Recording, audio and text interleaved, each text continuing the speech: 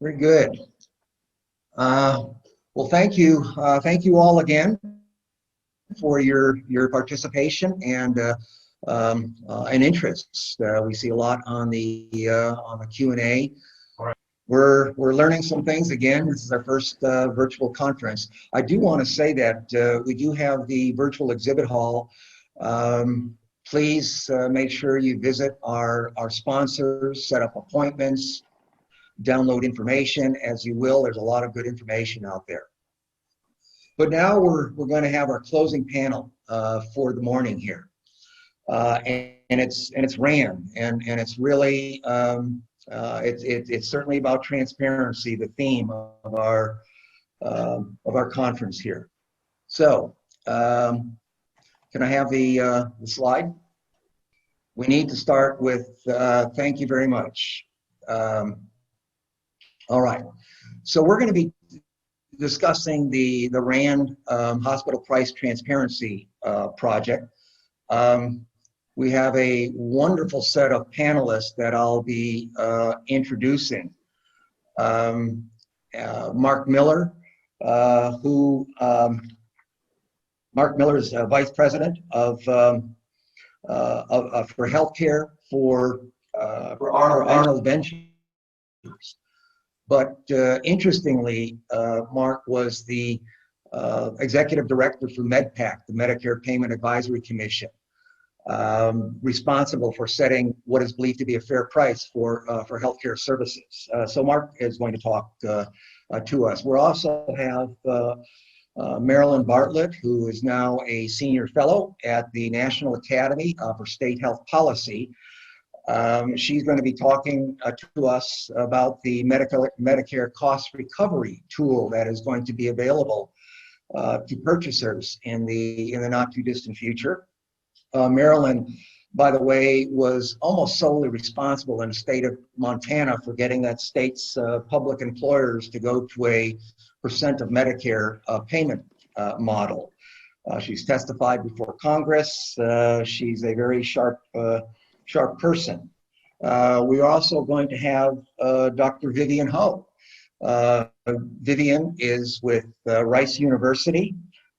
She's got a lot of titles, and we're glad to work with her on a regular basis. She's the director of the Center for Health and Biosciences. She's also the James Baker III Institute Chair in Health Economics. She's a professor in the Department of Economics at Rice University, and she's also a professor in the medical department at the Baylor College of Medicine. We also have Shane Wolverton. Shane is Senior Vice President for the development for Quantros, and you'll see the link of Quantros to quality. Quantros is a system that hospitals use internally to look at quality, and now we're using that in the commercial space. We also have Bob Smith. Bob Smith is a peer of mine. He leads the Colorado Business Group on Health. And he, like Al Charbonneau, who you heard from, is an ex-hospital senior administrator. He's really doing some great work in Colorado as a coalition based on the RAND data. And then Al, who you'll see again, also an ex-hospital CEO from New York. We just think this is a great panel to talk about this. It's a longer panel, but it's one I think that we need to hear out. So next slide, please. So when I look at RAND, I see this as a continuing opportunity for employers. There was a RAND 1.0 started in Indiana well, the report came out in 2016. The group there, led by Gloria Sachta of another coalition in the National Alliance, HBCH is also a National Alliance member. They found that inpatient, they were paying 272% of Medicare, and outpatient, 358%. They thought, are we just an anomaly? Is this can't be? I mean, what is going on here? So that led to RAND 2.0. We had probably 15 employers in the Houston market participate in this. You'll see some data in a minute, but that consisted of data from 25 states, and it's had a lot of press nationally and locally. And we see a range of about 241%. I'm not going to talk about Texas because I'm going to show that in another slide. RAND 3.0 is going to be released on September 18. You see a website here. You can register for that. There are 500 shares. I think there's about 150 left. This is incredible. We're going to have data from 49 states. We're going to be showing the difference between price and quality. We're going to be talking about the Medicare cost recovery tool in that conference as well, and then actions that employers can take. Now, if you can't attend that, we're going to have a shortened version of that here for you over the next hour plus. RAND 4.0, by the way, is now open. There is no cost to participate. This is funded by a grant through the Robert Woods Johnson Foundation. There's a minor fee that employers would pay if they wanted to see their own individual reports rather than aggregate. So we just see this as a continuing opportunity for employers. There will be a 4.0, there will be a 5.0. We feel this is our best opportunity to get our message out. Next slide, please. So this, by the way, is nationally. You can see from RAND 2.0, we had 241%. You can see the baseline of Medicare, commercial to Medicare. You know, I come from the employer space, and I knew that employers knew that they were paying more, but the idea was they had to pay more in order to make up for the losses that were occurring to the systems through Medicare and Medicaid. I think we'll see this morning that perhaps that isn't quite the case, and maybe there's a point of leverage to have some transparent and open discussions. Next slide, please. So this is RAND 2.0 or 2.0, and I just want to point out Texas here. We are one of the top states. You can see Indiana kind of lived in a world of their own. Wyoming, Maine, Wisconsin, by the way, because of RAND 2.0, is taking major actions. Montana took huge actions, and we have the person responsible for that here this morning. And then Colorado is also taking actions. Here's Texas. What will be our actions in the state of Texas? You can see there's a lot of variation. Michigan the highest, Indiana the lowest. There's reasons for this, and we'll perhaps get into that. Next slide, please. All right. Just in Texas, just briefly here, RAND 2.0. Again, the thing about RAND is it's not only used in employers. For instance, GM participated in the study. A lot of large companies, they have operations here. So their data was included. If you participate in this, wherever you are in the country, you will get that data. So in Texas, we wound up looking at 183 hospitals total. The inpatient and outpatient together was 248%. Okay, you can see the range, 89% to 600%. Inpatient, you can see here, 80 to 461. That's the inpatient range. There's a reason why it's lower. Outpatient, and that's where most folks are being treated these days, and there's a reason why that price is higher as well. You can see the reference range there, 86 to 1446. I wouldn't want to be the employer paying that, but someone is. So in Houston, we were able to cover 28 hospitals, and you can figure that they were most of the major hospitals in our market. Inpatient and outpatient combined, about 200%. As I said in my opening comments, I think employers are probably paying, most employers, not all, are probably paying twice what they need to for healthcare, for hospital services. Inpatient, again, a little bit lower, a little bit more in line, 81 to 259. And then, of course, that's supposed to be outpatient, sorry there. is 102 to 448%. So the point here is that there's a lot of room for improvement, and I hope together we can go there together. Employers, health systems, insurance companies, consultants. It's going to take all of us, but we first have to say, what? Houston, we have a problem. Next slide, please. I introduced today's panel earlier, so I don't need to go through this again. And I'd like to start off with Mark Miller, who I had heard speak before on a panel at the National Alliance. So Mark, if you would take it from here. Thanks a lot, Chris. I appreciate being asked to talk here today. As mentioned, I'm the Executive Vice President for Healthcare at Arnold Ventures. And for folks that are listening, it's probably the most important thing that we're doing for this crowd is we're looking at provider concentration. We're looking at the prices that result from that concentration. We're looking at surprise billing. We also look at drug prices and some other sets of healthcare issues, but I think those are most relevant to today's audience. And, you know, we're a philanthropy and we fund work in those areas. Now, the reason I was asked to talk today is because for 15 years, I ran the Medicare Payment Advisory Commission, MedPAC, in DC, and I was asked to talk about how they go about thinking about rates for providers, whether it's hospitals, physicians, post-acute care, but I'm going to focus most of my comments on hospitals. To understand the commission, they have three orientations. They think about the beneficiary, who has the entitlement to the care by law, and how do you make sure that that beneficiary gets access to high quality care. They think about the provider. How do you pay fairly to bring providers to the table to provide that care, whether it's hospitals or managed care plans, post-acute, whatever the case may be.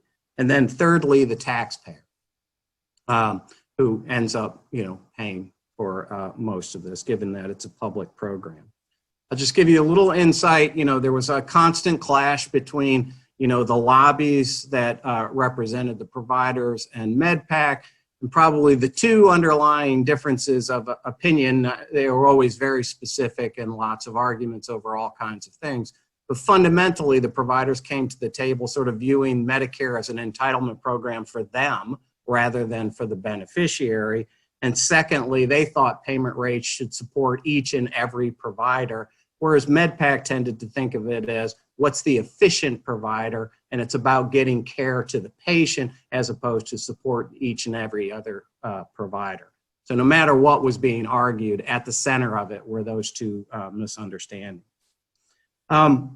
There were a set of factors that the commission considered in public and made decisions around, and I'm just going to tick those off for you and give you a sense of them. The first is access to care. So what was the bed supply like? What did service volume look like? What did occupancy rates look like? Sort of what that environment. And obviously there were access problems that might argue that you needed to change your rates, although they could be isolated, and so you always had to think about a national rate versus a specific rate. Similarly, for quality, we would look at whether quality of care was an acceptable standard of care. And here again, it's kind of tricky. If you increase rates for everybody, it doesn't necessarily clean up quality problems among specific providers. So you had to sort of think about these policies in tandem. Another indicator was access to capital. So if an industry was having, you know, any industry needs to kind of update bricks and mortar, buy new equipment, innovate, that type of thing. And if an industry was having trouble getting access to the capital markets, that might be an indication of financial difficulty. And then finally, which was a lot of focus, is the notion of payments relative to cost. And MedPAC looked at a number of indicators. I won't tick them all off, but things like what is the relationship of Medicare payments to cost? What are the all payer margins? What are payments across Medicare, Medicaid, and commercial rates relative to cost? And they also looked at marginal profit, so that even if Medicare's average rates might be below cost, would the next marginal patient be profitable to the hospital, which is really important when a hospital has a low occupancy rate, which the average occupancy rate is about 62, 63%, and much lower in rural areas. I'm just going to comment on a few things, and Chris teased this out a little bit.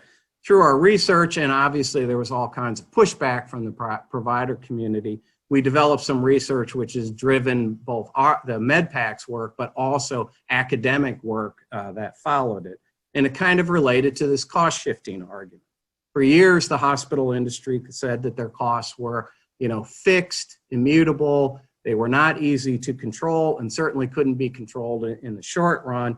And commercial rates were much higher because Medicare just didn't pay enough, Medicare or Medicaid.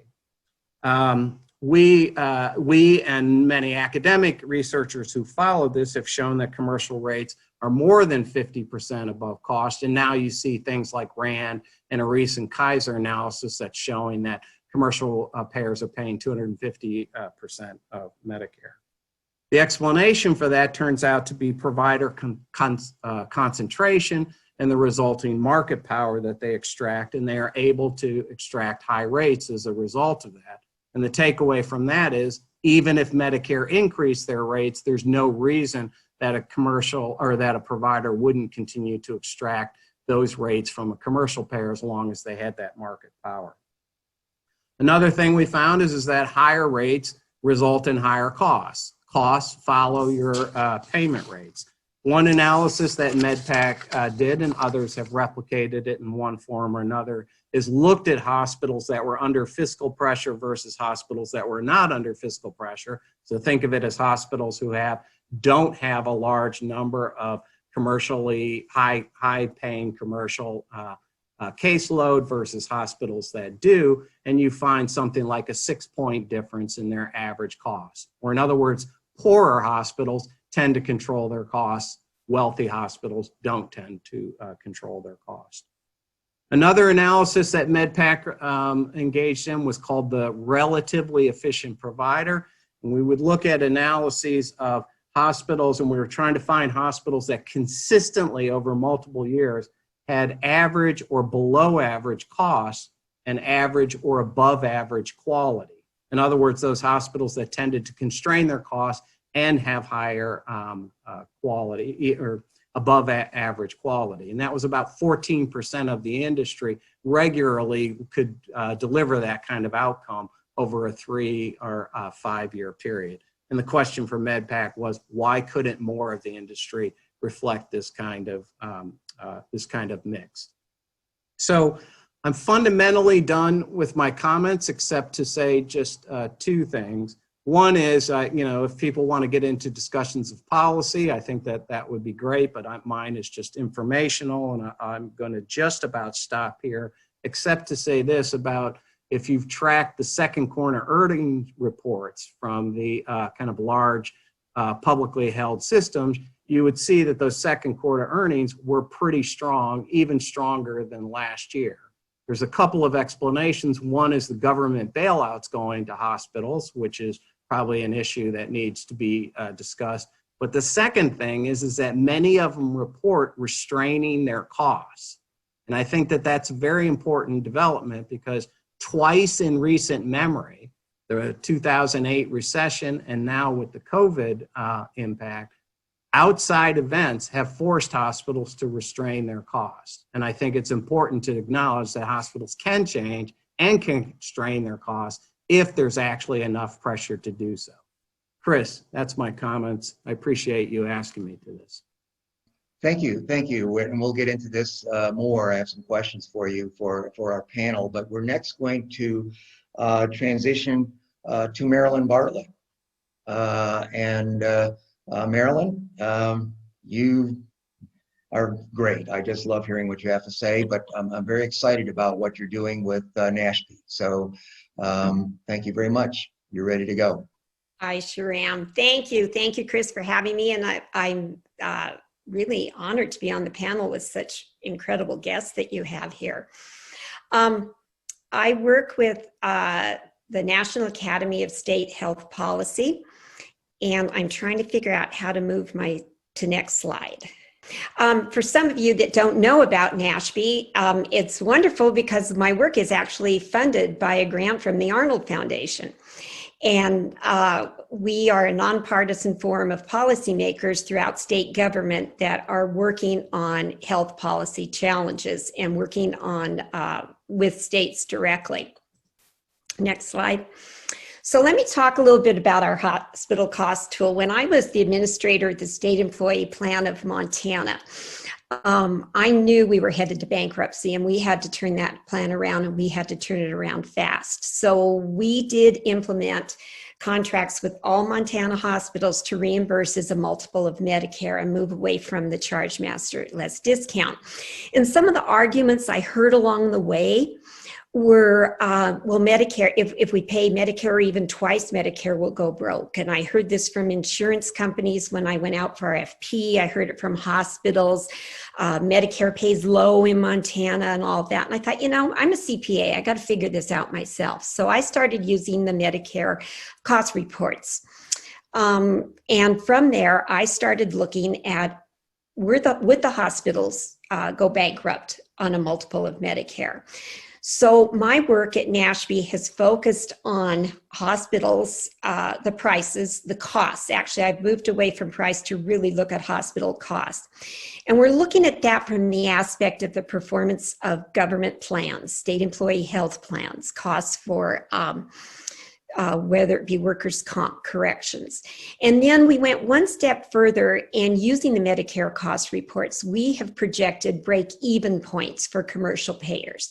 And then the commercial payer could use these break-even points to negotiate, adding a profit margin, of course, for the hospital on top of that. So our goals are to support state government in their multiple roles, as a legislator looking at policy, as a regulator regulating insurance companies, but what are the costs behind those premiums? And then states are a big purchaser of hospital care through Medicaid, CHIP, state employee health plans.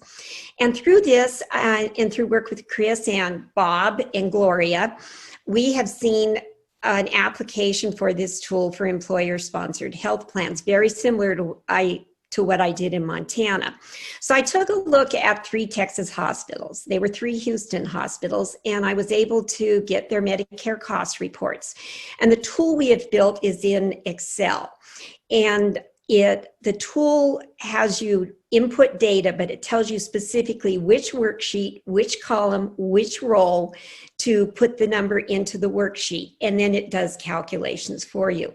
So of these 3 hospitals, I looked at their most previous report, and it shows you what the hospital net income was.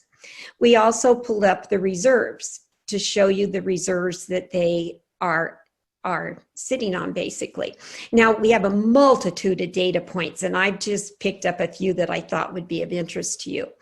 Now, the profit margin on these hospitals run from 7 to 15%.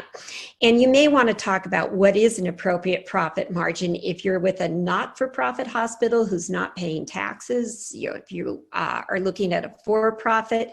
Now, remember, this profit margin that I'm showing you here is what they report with all their fully loaded expenses and their income.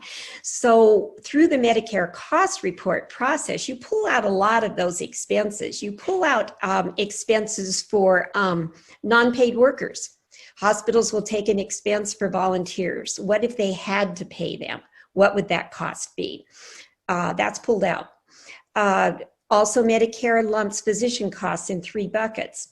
A bucket that they allow, which is the physician giving general help to the hospital, but 2 that they disallow are for research and then direct patient care, which is reimbursed through another medium. We looked at charity care, and we're looking at charity care at cost, not the charge master rate, but what percentage is of net income.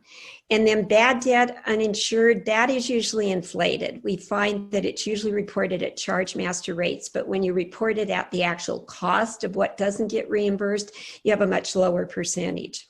Now here we talked about cost to charge ratio. What this means in Hospital C is that of the charge master, their costs are only 9% of that.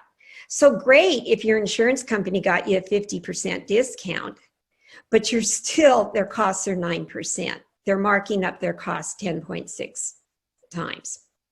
Next slide.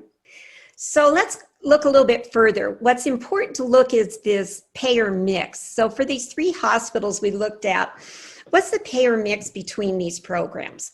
You can see Medicare ranging from 17% on up to 33%. Medicaid, one hospital only at 3%, the highest at 20%. Commercial is definitely the most dominant payer. Then we looked at profit loss per the business line. And really what I found in Montana is our hospitals, our acute care hospitals, all but 2 were making a very nice profit on Medicare. And with supplemental payments, and I'll say, boy, you must have them in Texas on Medicaid. With supplemental payments coming in, hospitals were, same as Montana, were making profits on Medicaid and Medicare. So that really diffuses that argument a bit. Now remember, we're looking at the Medicare hospital cost reports, which focus on what are the specific hospital care costs. So those costs of ancillary services are taken out of there. Now, it raises the question of what is the right level of reimbursement, but this is a good starting point for you employers that are working with, whether it be your carrier or your TPA or doing direct contracting. But then it also raises the question, if the hospital loses money, are the costs too high or is the revenue too low? So when hospitals say we're losing 11% on Medicare, what is the difference between that hospital losing 11% and the one that's making 13%? So our next steps are to look at that a little bit closer. How do government programs impact the rates? We hear that you have to cost shift because government programs don't pay their fair share. Is that true? Is that not true? We also are really zeroing in on charity care, bad debt, uninsured, and bringing it down to what is the cost, not what is the charge. Next slide, please. Finally, what our tool does is it calculates 4 break-even points for commercial payers. At the lowest level, what if the commercial payer would pay their own patient expense, but pay any balance of government programs, charity care, and uninsured? And that includes if the hospital's making a profit on those, then that should lower commercial rates. Now remember, this is just break even and you'll want to build in a profit margin. But this is the multiple of Medicare you'd want to pay, anywhere between 88% to 123%. And this is blended inpatient, outpatient. Then we, scenario number 2 adds unallocated Medicare costs. Scenario number 3 adds disallowed costs. And finally, we come to number 4. Let's take in all of those costs, but let's take in your other income and expense, because hospitals have a lot of revenue streams coming from outside. And these are the rates that you would want to pay as a multiple of Medicare to break even. So as our work continues at NASHB, we're planning on refining the hospital cost tool with instructions. We've been very fortunate. Vivian Ho at Rice University is linking the tool to the HCRIS model. The Healthcare Policy and Financing Group in Colorado, through working with Bob Smith, they have linked it to HCRIS data so they can run national benchmarks, regional benchmarks. We're working directly with state employee health plans, hoping that they will come on board and help move this effort forward. We will take the next step to try to move into hospital efficiency work, and we have talked with MedPAC on their work to try to figure out our costs, too high or revenue too low. And then again, working with the HCRIS database. So we're moving forward, and hopefully this will be a tool that will help your employers, Chris. Thank you. Thank you, Marilyn. As you can see, this is a big deal right now, and it's dedicated people like Marilyn that help make this happen. And even though these are for 3 hospitals in Houston, this is happening all over the country, and this, we hope, contributes to our collective influence to have some discussions with those who provide health care and those who purchase health care. We have to get to a better place, and I know we can get there. The next speaker I'd like to have is, again, another person that we love working with at HBCH through Rice University, Dr. Vivian Ho. And so she's going to talk about her experiences primarily in terms of hospital consolidation. So Vivian, I hope you're there. I know you had class earlier today, but hopefully we can switch to Vivian right now. I'm here and I'm just waiting for my slides to show up. There they are. And it's a pleasure to for you to invite me to be part of this conference. This is a very important topic to me, and it's wonderful working with both you and with Marilyn on this effort to get the hospitals in Texas more information on how the prices they're paying are contributing to profit margins at hospitals here. So this first slide that I'm showing you right now is taken from the Healthcare Cost Institute, and it's a nonprofit organization that has been fortunate enough to get access to tens of millions of health insurance claims, de-identified health insurance claims, to be able to analyze what is going on with healthcare costs all across the country. So this first graph here, each one of the dots on this graph represents a local healthcare market. Houston is bound to be one of those markets within here. I believe it's about 125 different healthcare markets. And what it is graphing along the horizontal axis is the change in hospital market concentration between 2013 and 2017. And on the vertical axis is the change in hospital prices that HBCI has derived from those health insurance claims. Now, economists have a particular way of measuring hospital market concentration. It's called the Herfindahl Index. And what that index is it takes the market share of every hospital within a local market, for example, Houston, it squares the market share, and then it sums those up. So, for example, if you look at a small city and it has only one hospital, that hospital is 100% of market share. And so therefore the Herfindahl index is 100 squared, which is 10,000. If you take a city with 4 hospitals and each one of those hospitals has 25% of the market, then you take 25 squared equals 625, and you have 4 hospitals like that, and the Herfindahl index is 2,500. That index of 2,500 is considered very high market concentration by the Department of Justice. It applies that measure to any industry, not just to hospitals. It could also apply to airlines, telecommunications, you name it.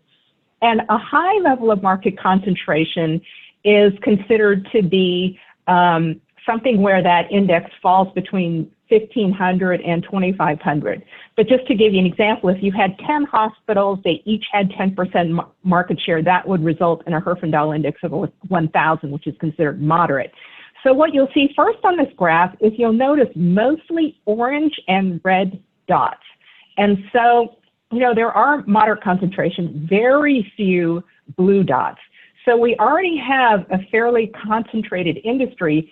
And what you're seeing is between 2013 and 2017, there were increases in market concentration. And those increases in market concentration are generally associated with increases in price. So if you ran a linear regression, you would find a positive sloping line going through these dots, which says that higher market concentration leads to higher prices. So this is just to illustrate, and this has been something that economists have been aware of for a long time, but for various different reasons, the public doesn't realize it. So you're wondering, why are we seeing these high prices and these high profit margins that Marilyn has shown you and that Dr. Miller has showed you? Well, this is where it's coming from. And you might say, well, look, there are some dots up in that upper left quadrant, and you know, why isn't this more convincing of a positively sloped line? I'll come to that in my third slide that I'm showing you. There's other things that are also going on in the market, because what this graph doesn't show you is there are changes in competitiveness amongst some insurance companies, but more important, there's changes in the size of hospital systems, which are not graphed within this graph. Okay, so next slide, please. So this is an illustration that I took from a fairly old study. So just to tell you that hospital market concentration has been on the radar for economists for a long time. I actually published my first hospital merger paper in the Journal of Health Economics back in 2000. And what this is showing you is there are various different methods of looking at how increases in mergers and acquisitions influence prices. These are all studies of the effects of mergers within the hospital sector on hospital prices. And you see there are simulation methods, event studies, structure, conduct, and performance.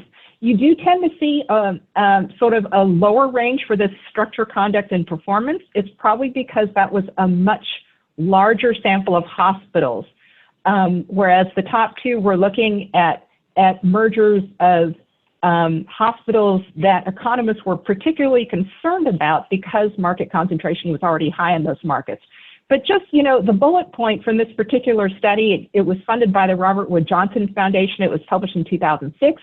Price increases exceeded 20% when hospital mergers occurred in concentrated markets.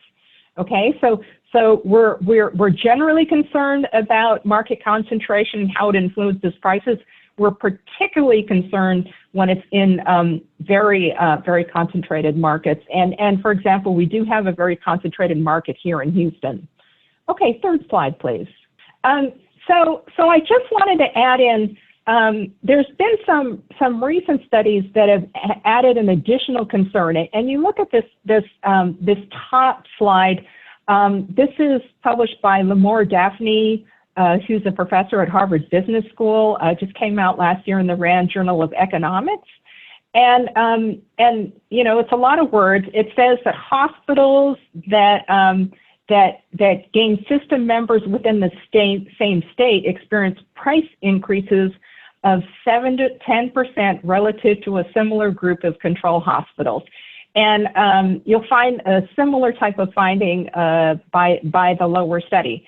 And so what is happening here is that you can have increases in consolidation that are not necessarily within the same local market, which is what I showed you on that first slide. But for example, I believe it was Baylor, Scott & White was in discussions to acquire Memorial Hermann here in Houston. And I was vocal in the press about opposing that, even though these two hospitals are in completely different geographic areas. And you'll understand this. The reason why I'm opposed is because when you look at large employers that employ across the state, for example, HEB or Walmart, when they're talking with their insurer about negotiating prices, and when they're talking about health insurance plans, they will say, look, I want to make sure I have hospitals for my workers regardless of which city that they are working in. And the hospital systems realize that. And they will say when they're negotiating their contracts with the insurers, well, okay, we have hospitals in every one of those cities. You have to include those all in network for your employees, and we'll do that, but you have to pay us fairly high prices, and you have to include all those hospitals. So these larger hospital systems across the state are able to have much more negotiating power, and that's why they are also driving up hospital prices for employers. And this is going to be a problem to come. We can talk about that in the Q&A, why it's so hard to stop this hospital market concentration, but it's something that is definitely driving up prices. Department of Justice and FTC are worried about this, but they get distracted. The public gets distracted, and they start thinking about the problems they're facing with large companies like Facebook and Amazon and Microsoft without realizing that some of the highest prices they're paying are actually in healthcare. Thank you. Vivian, that's it for me. Thank you very much for that. It's interesting that we've been talking a lot about costs. When I meet an employer for the first time and try to get them to our collective influence, I always ask, tell me your top 3 challenges in your healthcare benefits strategy. I've been doing this for 6 years and I'm still 100%. The answer I always get is cost. So this is a pain statement for all. But when we did RAND 2.0 and we came out with the results and we saw that 241% nationally, 250% in Houston, it was okay. We've got one of those cards that we can play. And again, just to let's work on this together. It's going to take all the stakeholders. The comment I got from my board was, we can't make this argument about costs, certainly not solely on costs. We have to be able to discuss quality. And Vivian, I have a question for you during the panel. But we're fortunate now to transition to Shane Wolverton, who I've got to know over the last year here with Quantros, and they are all about quality, actually for the health systems themselves, and are now transitioning this work to the commercial space. So again, as a coalition, we're hoping to combine cost and quality and get to what we have as a fair market price in Houston. So with that, I'd like to turn it over to Shane. Okay. So it's a pleasure to be here. I think you've heard very compelling information from both Marilyn and Vivian about the underlying economic attributes of the healthcare market. And what we hear is opacity in price and profitability. We also hear about how consolidation drives up price and inflation in delivering medical care. Quantros is really focused on the measurement of quality, and have been doing that for over 30 years. Next slide, please. I kind of have good news, bad news. So the good news is that when you look at these outcomes that we're measuring here, so risk-adjusted mortality, risk-adjusted complications of care, unanticipated readmissions, and then patient safety outcomes, think of those as complications of care that are significant in that they significantly increase the morbidity of a patient and also the cost of that encounter. So I've been measuring quality for providers for over 30 years, and all of this information has been equally available to purchasers and consumers for the same period of time. The reality is that the lack of literacy around quality as it relates to value is largely not a lack of opacity in that there's not been available information. It's been a lack of appetite or lack of understanding about what can be achieved.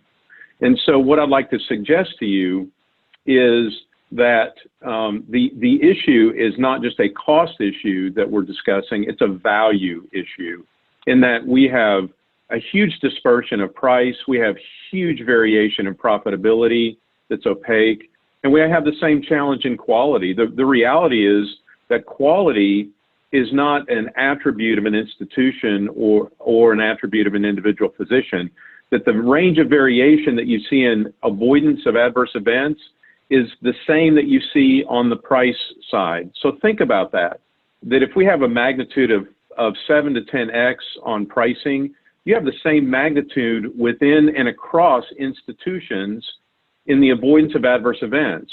So the challenge is there's no natural convergence between price and quality. As a matter of fact, there's no correlation whatsoever depending upon the clinical need. And so if you looked at the need for cardiovascular services like interventional coronary care, the replacement of a joint, routine colonoscopy, an endoscopic procedure, a hand procedure, the variability across physicians and hospitals is so tremendous that it's virtually impossible to just strike a correlation and make a categorical statement.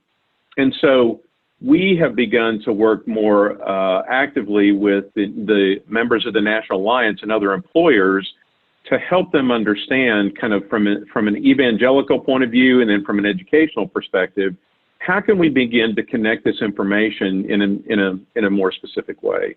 So historically, when this started with PPS in 1983, there were general measures that CMS came out with that were highly contentious on the part of the providers. Not long after that, there were actually 3 or 4 organizations that were in the private sector that began to sell information to providers to help them negotiate more effectively for managed care. And so these outcomes have historically just been inpatient only. Very shortly, in the next couple months, there'll be line of sight to specific quality outcomes by physician and by hospital in the outpatient setting, so that you can now begin to connect the price paid, the profitability, and then the quality that's received by the plan member and the plan sponsor. Next slide, please. And so I always go back to the work of Jack Wenberg, because I think not only Jack was early to this discussion, so we're looking at somebody, or we're talking about somebody that's been doing this for 40 years, but the obstacles that we mention here that he published in 2004 in this particular instance are barriers which still remain in place today. And so he used the word ubiquitous, meaning just that it's omnipresent, it's everywhere, and that the variation is not just the effect of a hospital or the effect of a physician or the effect of a market. It is kind of this entropy that we see across the entire state of healthcare. And he simply suggested that there were 3 obstacles that were significant and that stood in the way of achieving greater value. And the first one is frankly, the lack of decision-making on the part of the plan member. So what we're talking about here is that at the end of the day, when somebody's in the midst of a crisis or somebody is in the midst of making a decision, that we do not provide information that enables them or empowers them to make a decision based on value. That has remained the case for as long as I've been involved in the space. The second piece is that, believe it or not, when we talk about value-based care, and we talk about the movement towards value-based care, it's incremental and it's so inconsequential that when you look at the financial attributes of a providing institution that's providing care, they have no economic incentive to provide exemplary care. In some instances, and this has been cited in other studies, the occurrence of a significant complication of care actually increases reimbursement. Now, you could debate the merits of, that the financial compensation for that, but we do know that patients go in and they have complications of care as a risk of their condition and surgery. But the reality is that largely the providers that are the best at avoiding adverse events do not benefit financially across a wide enough segment of their payers to warrant continued improvement. And when you look at what Michael Porter and Elizabeth Teesberg wrote several years ago in Redefining Healthcare, I think they also suggest some other attributes of this that are interesting, in that when we contract at an institutional level. We don't contract for a specific set of services. And so we kind of take the whole thing irrespective of whether we can truly find value or not. And then thirdly, the poor state of clinical science simply suggests that there are things that we do in delivering care that we don't really know whether it's optimal or not. So there are modalities that are used that we don't know if they offer statistically better results than other modalities, and yet the selections of those are many times arbitrary and based on other incentives, not necessarily a clear understanding of what benefits the patient for the most part. Next slide, please. And so when we talk about transparency, what we're talking about is value-based competition. I mean, that's really what we're talking about. I think Marilyn and Vivian give very compelling arguments for the fact that these things have been occurring and are going to continue to occur, and that we have to be committed to arming ourselves with information around what we find that defines value. And so this comes from Michael Porter and Elizabeth Teesberg's work. And so they simply said that, listen, patient outcomes, per unit cost at a medical condition level is how we need to think about value. We don't need to think about value at an institutional level. It's not the right place. The reality is in every other economic segment that the providers, the plans, suppliers get more business if they deliver excellence. So if you're able to deliver services and greater value, a better product at a lower price, you will win market share and you will financially gain. Like healthcare is a segment where what we find is those who fail to demonstrate good results don't necessarily decline or they don't cease to provide the service. It's perverse. So we can tolerate moderate or lagging reliability, which, by the way, is as prevalent in Houston as any other market in the United States. And yet we somehow have this desire to keep people doing things where they're actually not delivering good value and they're actually harming patients. And so they were suggesting at this time that it moves beyond consumer-driven healthcare, which to me has always been a misnomer, because I think in many respects, consumers are ill-equipped to make decisions. It's kind of the philanthropic, I think, mission of the plan sponsor to help members make better decisions. And then I think finally, in fairness to the providers, we can provide a very clear set of results by which healthcare would be purchased on that they can compete on. And I'm involved in several markets where actually the results of the providers are part of SLAs in their direct contracts that have financial consequences. And so we're deeply committed to the work of the National Alliance and RAND to be able to connect this information at meaningful levels so that every stakeholder in the healthcare ecosystem has an equal opportunity to understand where value is delivered, where we can achieve it, and then how we want to pay for it. And so I think with that, I'll turn it back over to Chris. Shane, thank you. I've written a couple questions for you as well. The next person we're going to bring up is Bob Smith, and I've got to know Bob well over the last few years. Avid skier, that's his private mountain behind him, I think. But Bob, again, another one of those ex-senior administrators in a hospital who, just much like Dave Contorno, his own personal awareness made a difference in his life. And when they saw you saw the RAND slide where Colorado was right next to Texas, and Bob's doing some great work. And so with that, I'd like to turn it over to Bob and talk about how he's used this quality information and the RAND hospital pricing to, I mean, you're an example for the country right now. So Bob, it's your show. All right, Chris, thank you. You can hear me okay? Yeah? All right, great. Well, it's a privilege to be presenting with the very folks whose work has empowered and on whose work we're building and oftentimes stolen.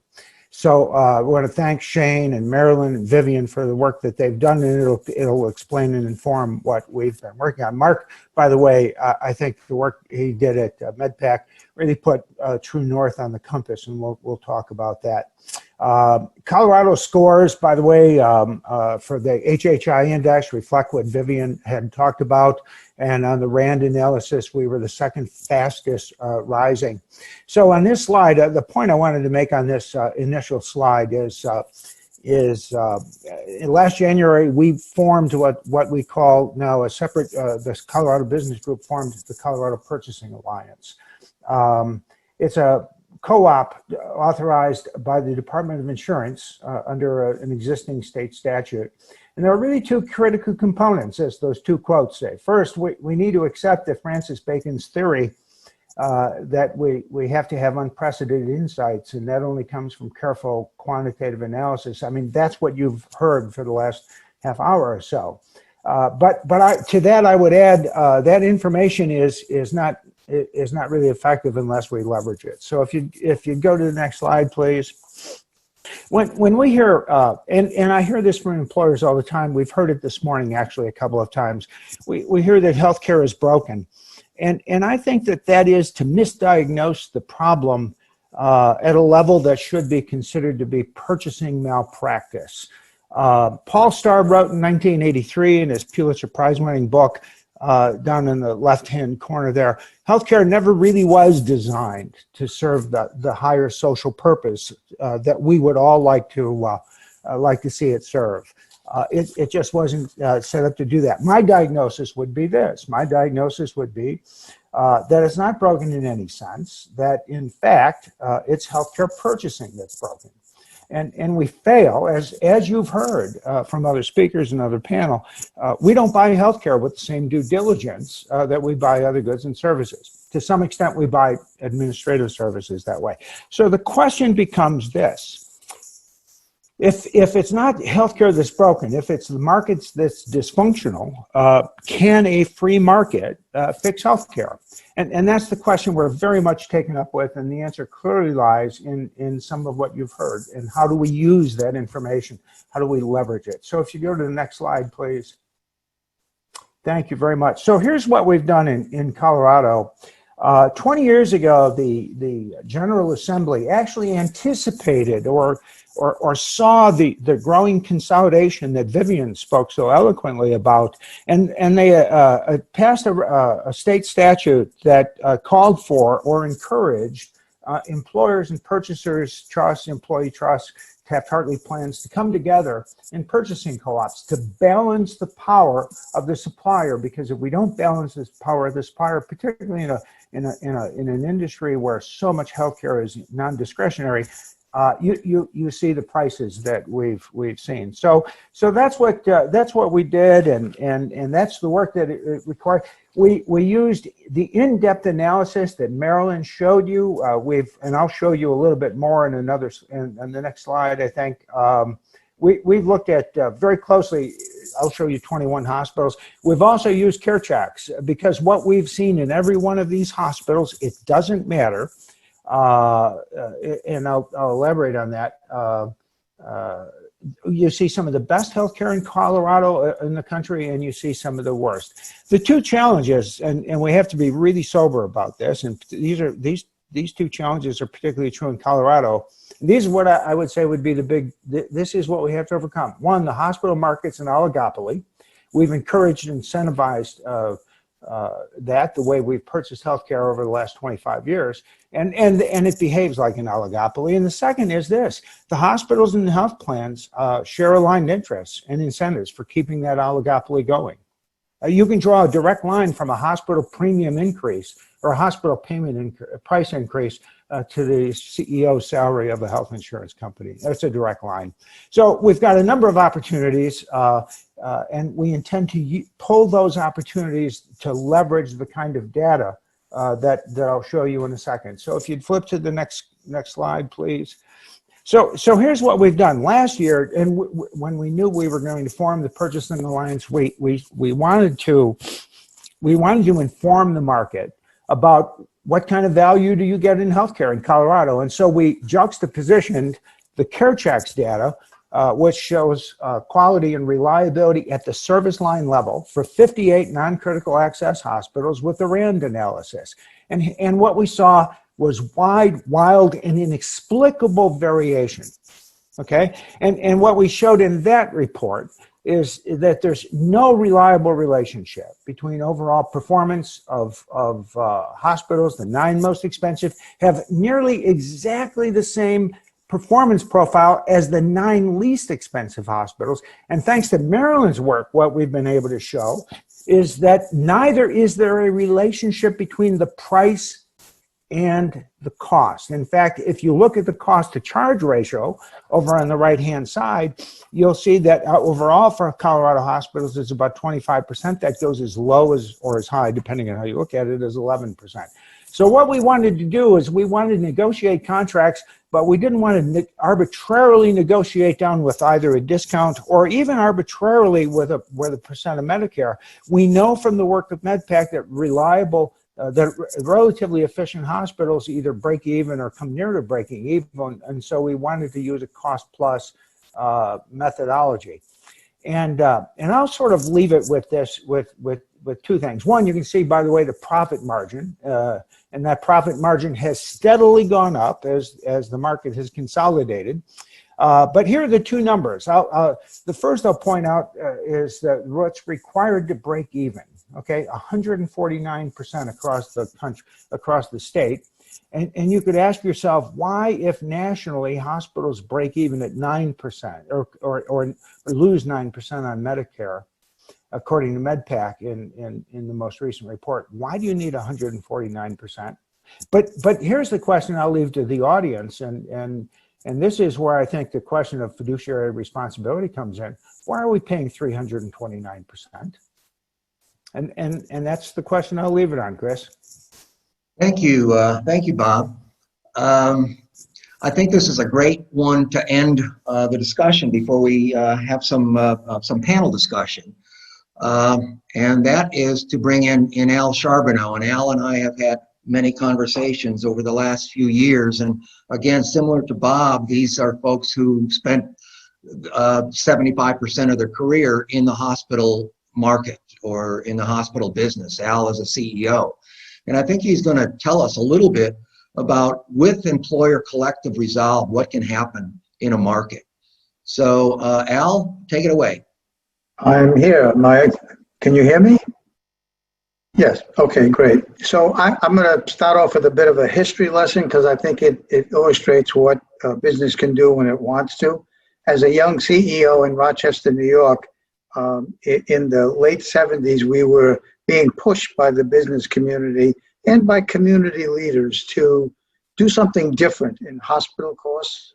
Blue Cross of Rochester at the time was always verbal about the impact that hospital costs had on premium. So our first go around was to say no, we're really not interested in doing anything.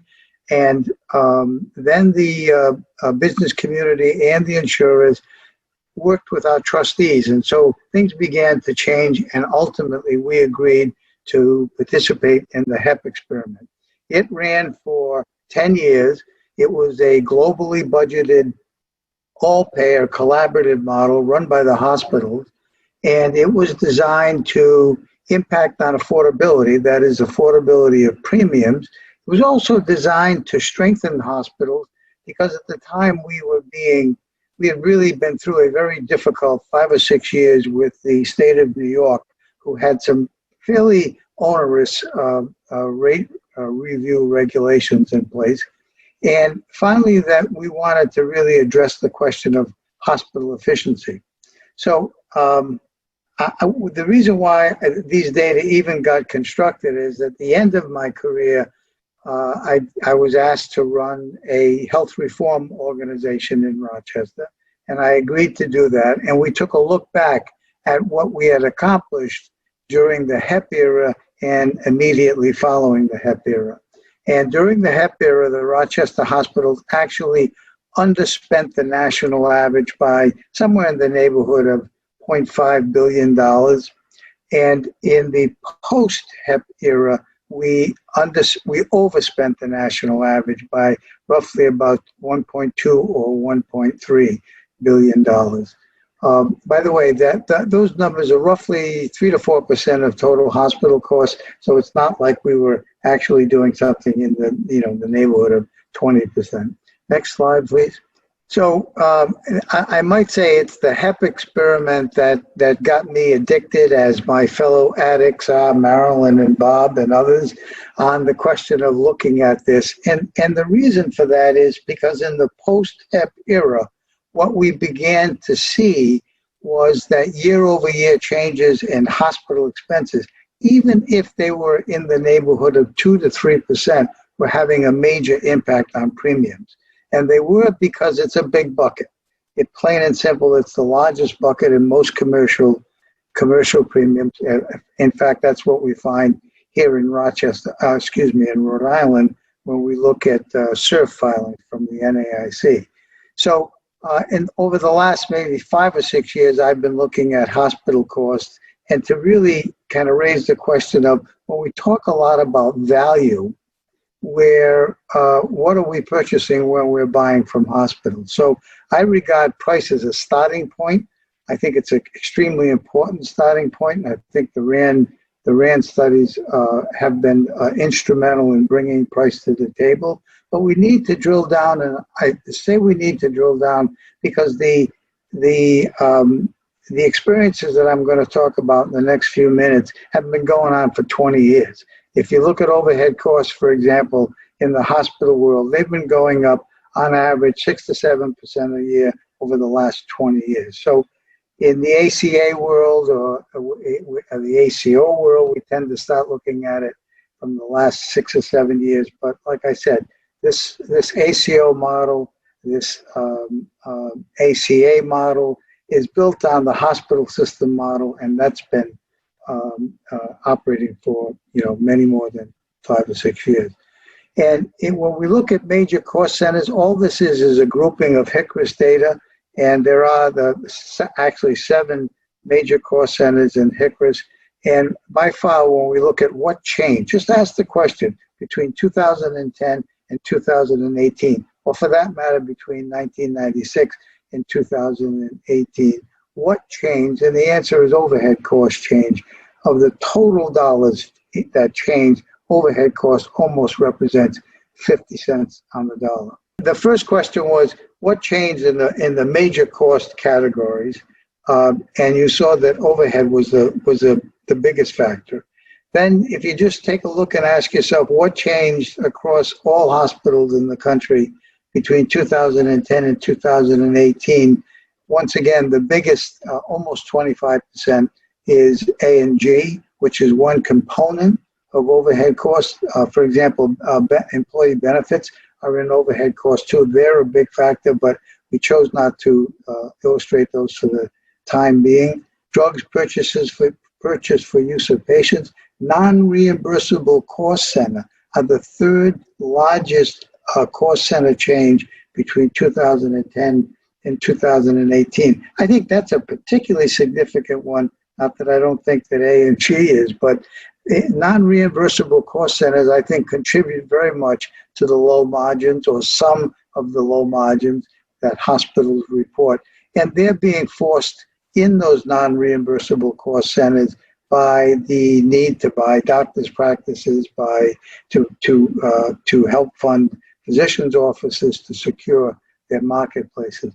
And the last, by the way, category is inpatient cost center. And I think that's a particularly interesting one, because as you look across hospitals across the country, inpatient admissions and discharges are going down well, obviously going down, but on a per unit cost basis, the dollars are not coming out of inpatient. Some will argue, well, it's intensity, the sickest patients are left. Up in Massachusetts, they're looking at it and thinking, this may very well be the fact that with the new computer systems, they're able to collect more charges. So this is a charging issue, not an intensity issue. I'll close by saying the following. The HEP experiment for me, particularly since it happened as a young administrator and it ran for 7, 8, 9 years, was instrumental in forming my view of hospital costs for the remainder of my career. And one of the things that it did, because it changed the payment methodology, we moved from fee-for-service to a trend factor, it pushed us to focus on our expenses, and it did that for 2 reasons. One, we needed to make our hospitals viable, and 2, that we had that other responsibility of meeting the goals of the experiment. And I would say that outside pressure, the goals of the experiment, really was a major driving factor that helped Rochester produce premiums that the GAO reported at the time that were 1/3 less than the national average. And Mercer, for example, said, we don't put Rochester's premiums in their upstate study on health insurance because we screw up the averages. I'll stop there and happy to answer any questions that you have. I see something different than what the organizers do. So I'm just going to ask each of you a question or two Mark, I'm going to start with you. One of the things dealing with MedPAC allotments, and I know you mentioned the components that go into that analysis. How is COVID going to impact this? Because we saw the chart that Marilyn had. I mean, with respect to the reserves, why were those reserves? I have no idea. Why were those reserves not used? We had so many hospitals receiving hundreds of millions of dollars as a result of COVID. Will that have any impact on how MedPAC goes forward in 2021? Looking at this, how does that mess this up? Or maybe it doesn't, or maybe it's not even relevant. No, I think it's relevant, and I also just want to be really clear. You know, I'm speaking for myself at this point, and what MedPAC will do and how they'll consider this as, you know, a decision that they will make. I think, but I in trying to answer your question, I would say a few things. Obviously, there are differences among hospitals in their, you know, their I'm going to say financial stability, and COVID has really, you know, kind of drawn that out. Although it's been clear for a while. So I'd say two things. Separate from MedPAC, I would say that one of the things that happened is when the Congress allocated dollars, a good piece of those dollars went out the door on the basis of lost revenue, which of course that meant that it went to hospitals at at the margins were going to have higher prices for the same services and had greater levels of revenue. And a concern here is that if that kind of allocation process isn't rethought, say to focus on hospitals that are really overrun by COVID cases, hospitals that tend to be focused on safety net types of providers, what you're doing is just churning more money into large systems that have revenue, allow them to go and buy weaker institutions, and then just have a second round of higher prices. So that is something that I would be concerned about, and I want to be very clear. I think there are hospitals that need help. I just don't think it's all of them, and I would hope that MedPAC might think about that in making its recommendations. But they will go through their process like they do in previous years and look at these various factors. But I think they will have to take into account how much dollars have been given to the hospitals through the bailout process. Thanks, Mark. Medicare rates or the accelerated loan process. Thank you. Marilyn, this question is for you. When do you see the tool being available, and in what manner will it be available? Will this be on the NASHP site?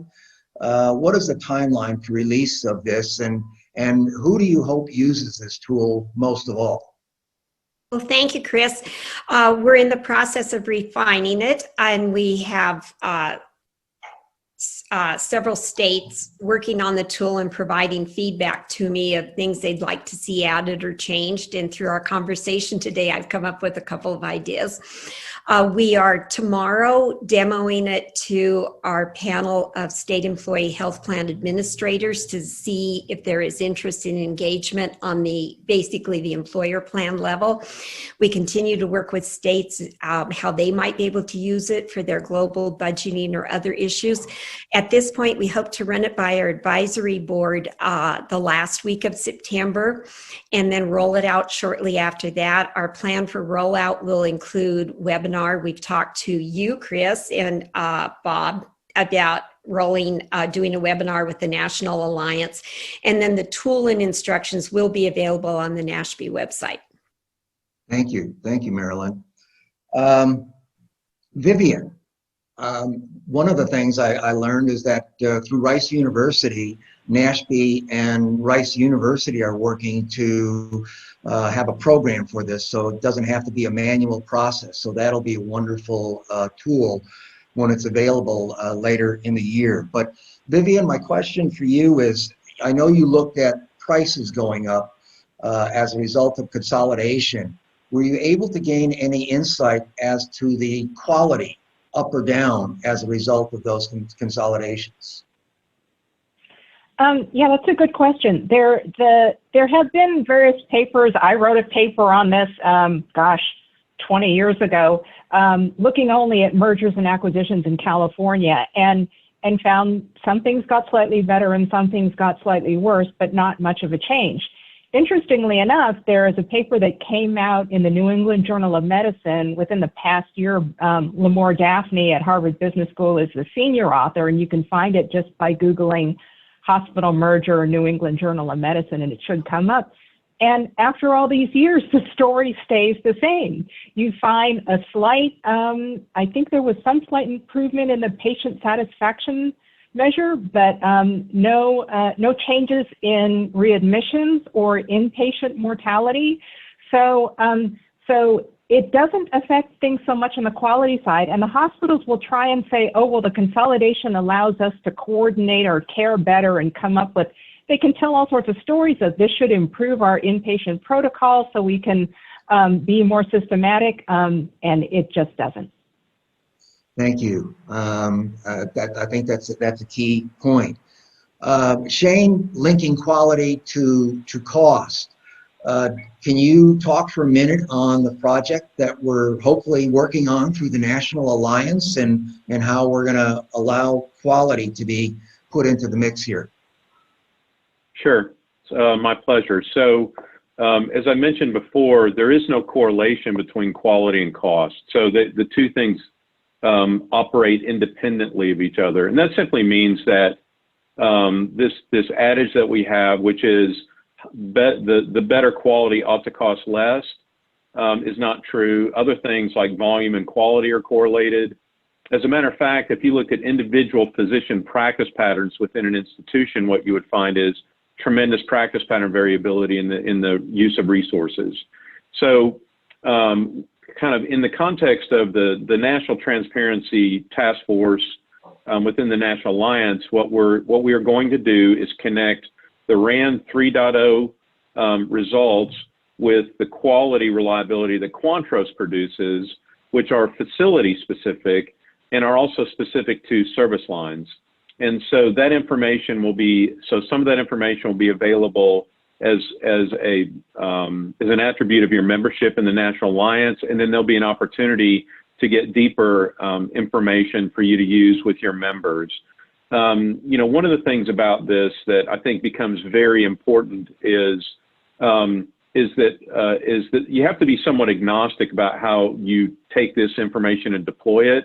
So you have people that we all have different kind of, let's say, biases or things. So like narrow network, centers of excellence, you know, on and on and on. There are different solutions. The reality is you can use this information in any number of ways, depending upon your risk tolerance or the desire for a lot of disruption or no disruption. And so I think Bob has a good working thesis where we've actually taken this information and presented it to providers.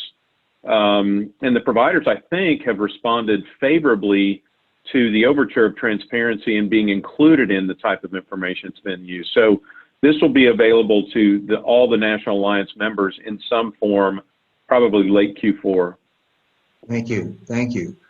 And then Al, we'll finish with you. Not as much time for questions as I thought, but the content was excellent, so we didn't want to mess with that. But I saw a video that I follow Eric Bricker, Dr. Eric Bricker, who I tried to turn a lot of folks onto. It's A Healthcare Z. He has a video journal, finance video journal, 5-6 minutes a day.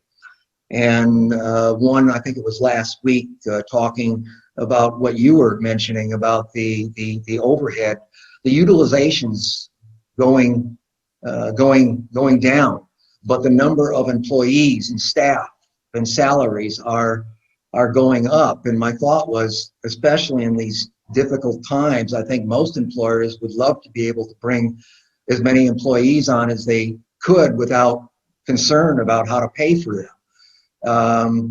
Would you care to talk a little bit about any other specific buckets in that overhead that we should be looking at? The non-reimbursable cost centers, I wasn't quite sure what that was. Well, maybe just a couple of quick comments. One is that the hospitals will argue to most general assemblies, and I'm sure the feds, that they are the engines of employment. But the reality is, when you look at, particularly when you're talking about the idea of reducing capacity, and that you can't close hospitals because of employment. But the reality is that hospitals have closed, employment continues to go up, which is a little bit surprising, frankly, because it also, I think RAND's recently done some work on this, where you see that it has a major impact on median household income. So this is a kind of a critical issue. And with respect to the overhead, there are 16 or so cost centers in there, as I recall, one of which is employee benefits. And a lot of people might be sensitive about the idea of talking about employee benefits, particularly in a unionized situation. But frankly, that when you look into employee benefits, a good chunk of that is their own cost of self-insured, their own cost of self-insuring. And it just kind of makes me feel like some sort of a animal running around in a cage. It just keeps going round and round and round. And if we don't do it like in HEP or in a contemporary version, say, look, let's focus on expenses and see what you can do with that. It strikes me that I think the only other strategy is bending down and begging for mercy. This has just been a phenomenal panel. I could have talked about this stuff like most of the most on this panel. We really are passionate about this, and we're trying to, again, create that awareness to come to solutions, and that's what we want to aim for. So I thank this panel so much. I was very excited to have this.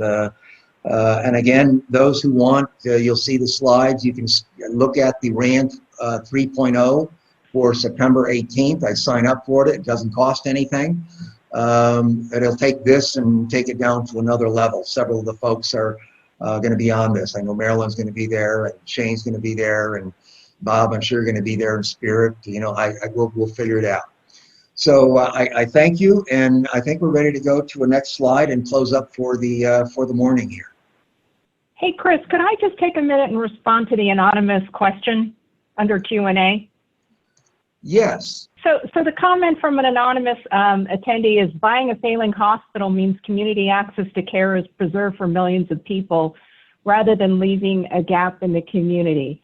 And that may be true if the purchasing entity has the correct intentions and can turn things around. I just would like to point to, I forget the name of the hospital, but there was a hospital in Philadelphia last summer, not this summer, but the summer previously, something like that, within the last year. It was a hospital that served vulnerable populations, and it was purchased by a private equity group. That private equity group ran the hospital for about a year, and then announced to the community that it was closing it down and it was going to turn it into high-end residential apartments, because that was a neighborhood that was turning it over and becoming more gentrified, which then created a great uproar in the community, because there were many low-income people who relied on that hospital for charity care. So another thing we have to be concerned about, it probably affects hospital prices as well, is that we're actually going to lose access to care for people who rely on safety net hospitals. That's it. Thank you, Vivian.